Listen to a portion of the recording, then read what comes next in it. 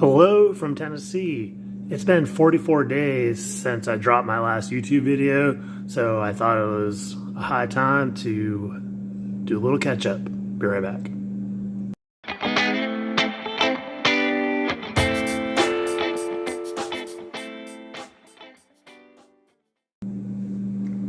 Okay, so I've been doing a little reflecting on the hobby, and it has been roughly 3 years since I started collecting.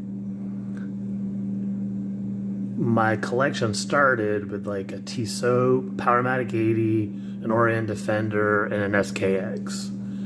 And since that time, or during that time I should say, I have had 54 watches, counting my current collection, which stands at 21. I've had some things on loan, maybe about, I don't know, 4 or 5 that I looked at on tours.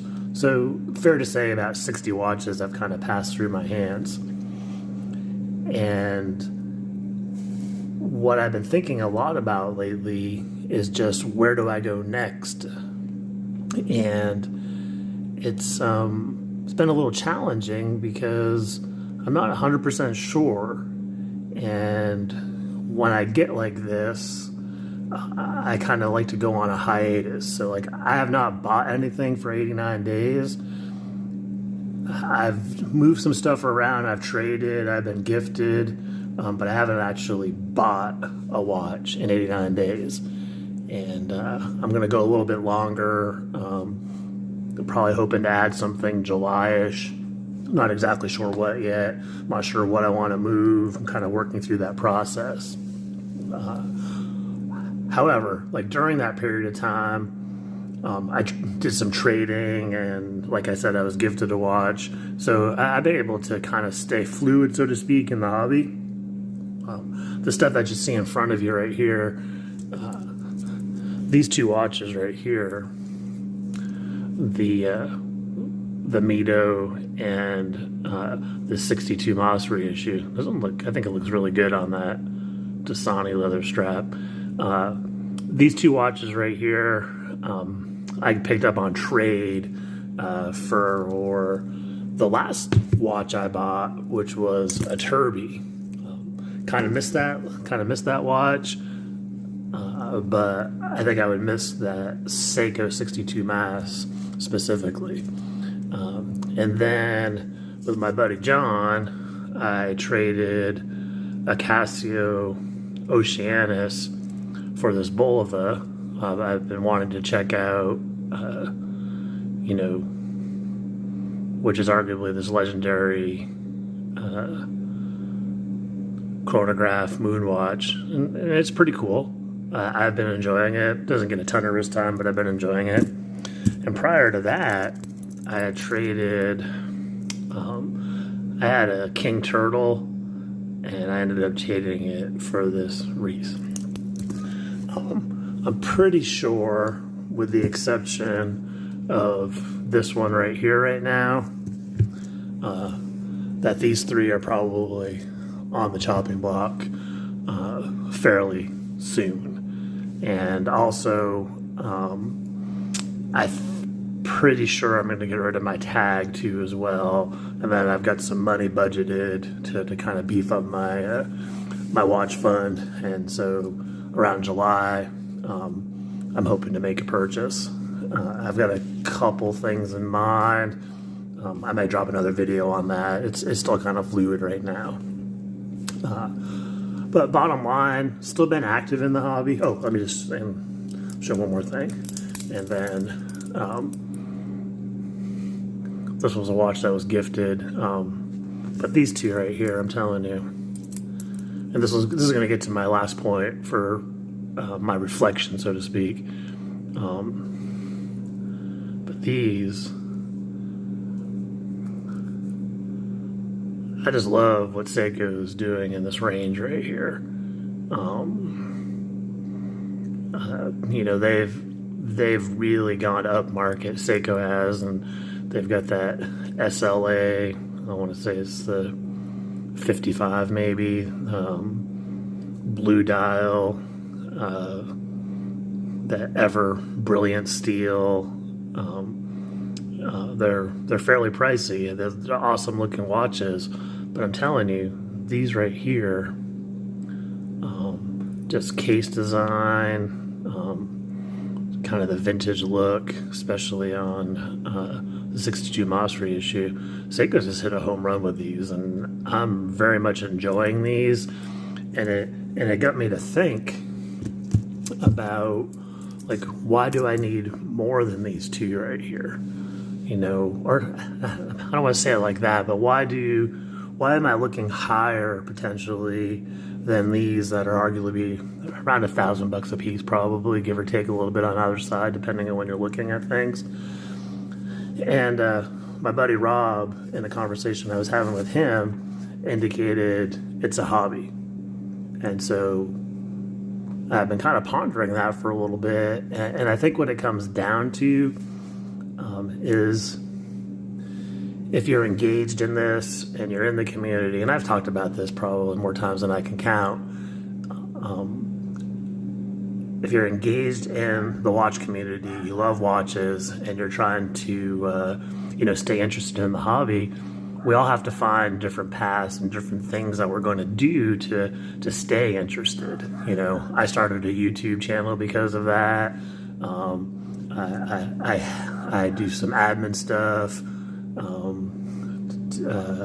I participate in live streams. I try to support other creators, and I'm constantly just hunting and looking for the next best or the next thing too as well. And there's lots of stuff out there, lots of content out there. And I think that's fun, especially at this time of year with lots of new releases coming out. And like I said, I think at first I was kind of stressed, like not knowing where I want to go in the hobby, but I think it's kind of fun. I have a couple of different directions I could take, and I'll give a brief example, and then I'll wrap this up. So I've been looking at some Breitlinks, and the Breitlinks I'm looking at can probably be had for $1,900 to $2,300 or so, and then something like a micro brand pops in that, in my opinion, is knocking it out of the park, and it kind of throws a wrench in the mix, because I want to check out this other watch, but then it could bite into the budget for the other stuff too as well. So I don't know really where I'm going to go right now too as well. So kind of an interesting place to be.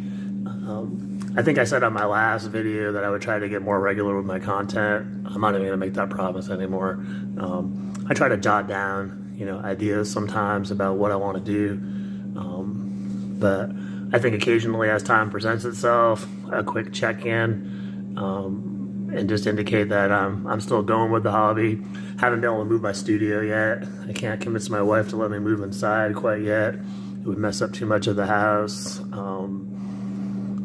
and we really don't have a lot of room. So, I'm still looking at options.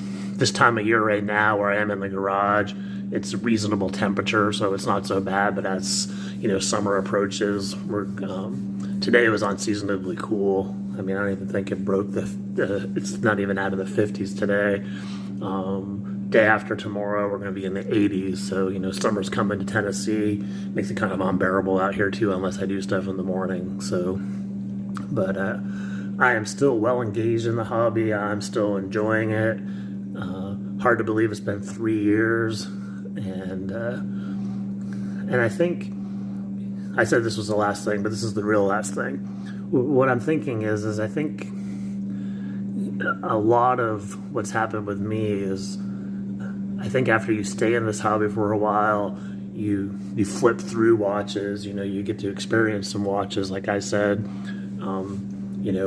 54 to 60 watches I've been able to see since I've gotten into the hobby. That doesn't actually count ones that I've seen that people have worn too as well. So even more than that. But I think as time progresses, and I think there's others that I feel the sentiment too. You start maturing as a collector, and when I say maturing as a collector, I think you really start to know what you like and start to listen to that when you see it. And sometimes it defies logic too as well. But you know it when you see those watches that just you have that visceral response to as well. And I think that's what it's all about, looking for those little nuances in watches that just I think